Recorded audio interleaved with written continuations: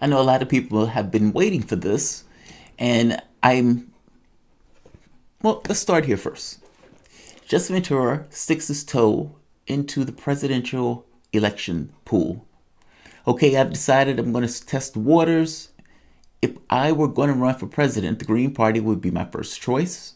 I've endorsed the party and I'm testing the waters.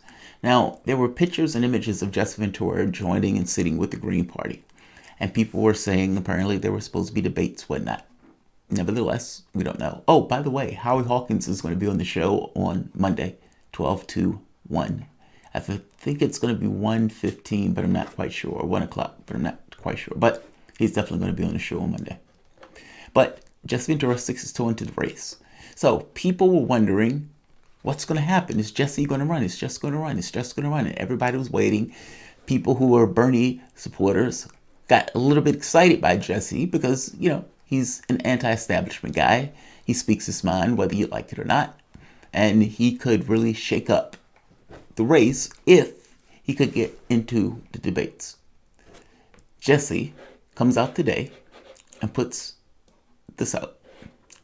We must select a third-party candidate in 2020. If we elect Trump or Biden, the polarization of our country continues and nothing changes.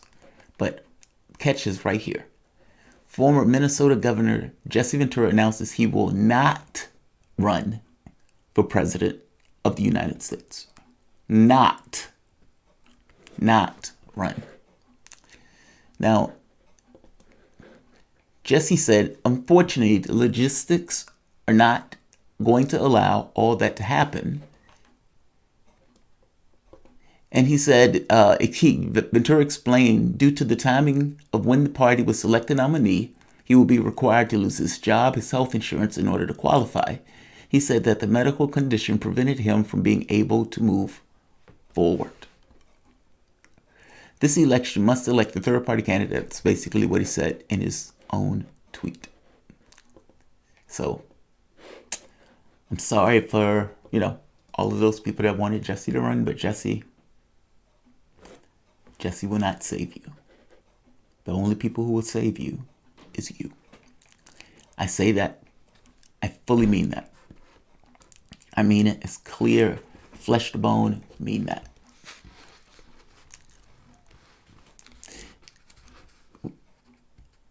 We, on the left, we look at the world in a particular way, right?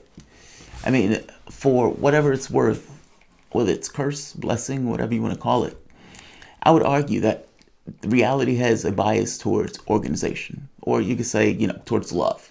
Let's say that love meant compromise. That reality is a bias towards compromise. And yes, things usually go to disorder, go to pot at some point. But anything that you want to get accomplished, it doesn't matter what it is, has to have some level of organization associated with it in order to do bigger, larger things. And at some point, the organization have emergent properties, meaning it becomes larger than the individual things that compose it. Think, for example, of the human body. You have all of these organs. Well, those organs are a collection of cells. Those cells are a collection of atoms. All of those things are working in tandem to make you who you are.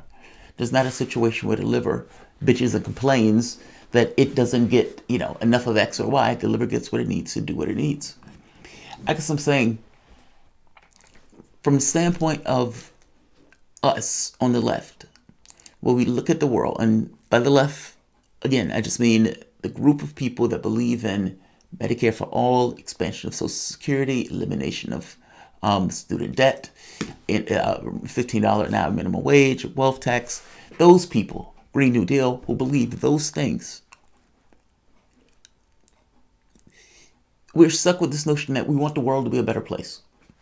Now, I've argued before that there is no king, no God king, none of that stuff that imposes and forces you to be anything. In the same way that you, as an individual, have no purpose, at least in the sense that we can tell from a corporeal point of view, your society, by extension, because the society is just a collection of yous, also have no purpose. People have all of these ideas: socialism, communism, capitalism, social democracy. Pragmatically, the only thing that really exists is action and consequence. What do you want your world to be? And based on what you want the world to be, what are the choices you're going to make to get from point A to point B? I would argue that unless you're talking about a grand sweeping revolution, it's better off to try to get people under the umbrella of the things that they already agree with. Here are my policies. Accept it or not. If you get 1 million people, 10 million people behind you, you will start to get change as you get leverage in the political system. It sounds counterintuitive, but only because the left has done something different for the last 40 years. For example, selecting Joe Biden. To them, it makes all the sense in the world. For me, I'd say you can call it counterintuitive. You selected Joe Biden because it's habituated for you to select basically the same person over and over and over again. Whether it was Al Gore, whether it was John Kerry, whether it was Hillary Clinton. Same person. It's the same thing with this. You've been habituated into believing that this is the path, that if you love them enough, if you give them enough of your support, at some point they will turn around and bless you with a policy. And politics doesn't work that way. Politics works on your ability to force, to compel, to have the leverage, to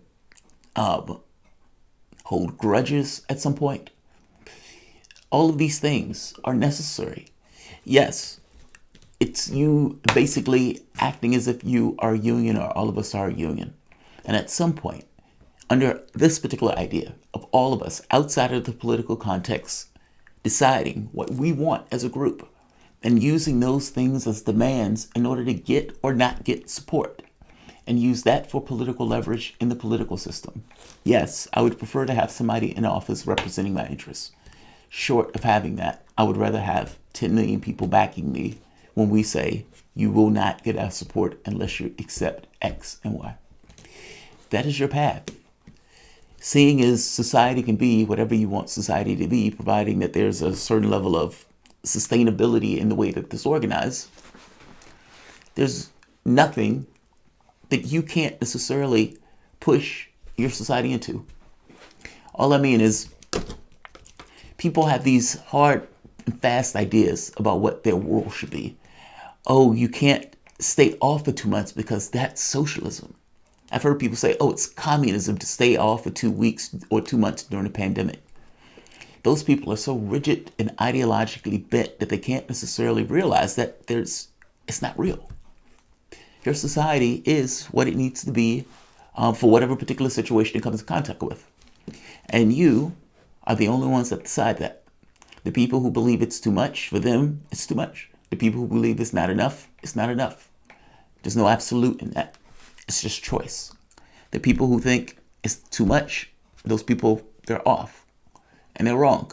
Because again, there is no absolute in this. We, as a society, choose. We just choose weird things and things that are not necessarily in the best interest of the majority. Nevertheless, implicit, otherwise, it is a choice. We are the ones that we are looking for. If we stand in unison under the umbrella of policy, we will get what we want accomplished. That is not something that can be done working in the political system. Jesse will not save you. Like, share, subscribe. One last point. And I'm not going to keep harping on this, but there's something to be said about a standard. If you would have not chose Bill Clinton after Bill Clinton did the welfare crash and the destruction of Glass-Steagall and whatnot, what would have happened? Think it through for me. What happens if Bill Clinton loses that race? Now, the reason I say if Bill Clinton loses that race, because I'm saying people, lefties, there's going to be a section of the party that goes along with it, but lefties say, no dice. I'm not on board with that.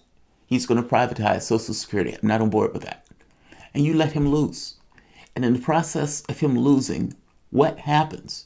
Does the party look at this and say, we can't get elected by somebody who's willing to do that? Or do they blow that off and just try it again? They may even try it again, in which case you should let them lose again. But at some point, it becomes this understood hard standard that we are not willing to accept somebody who's willing to privatize Social Security. We're not willing to accept somebody who would destroy Glass-Steagall. That's the kind of point that I'm trying to make here. In the process of not doing that, You allow people to get progressively worse, considering that the only other force that's pushing on them is cash and financial interests as they take more and more cash. As opposed to putting a line in the sand and saying, yes, it is better for you to lose than for us to allow you to go in that direction. Because understand what's taking place. He wants to privatize it. The only thing that saves you is Monica Lewinsky. Obama gives 95% of the income gains to the top 1%. And then let homeowners out goes bust. That's profound. That's the Democrat. That's the guy who was hoping change. You let him be that way because you continue to vote and support people like that. And it's the same thing with Bill Clinton. Allowing one to lose is not necessarily losing. It's only losing the race.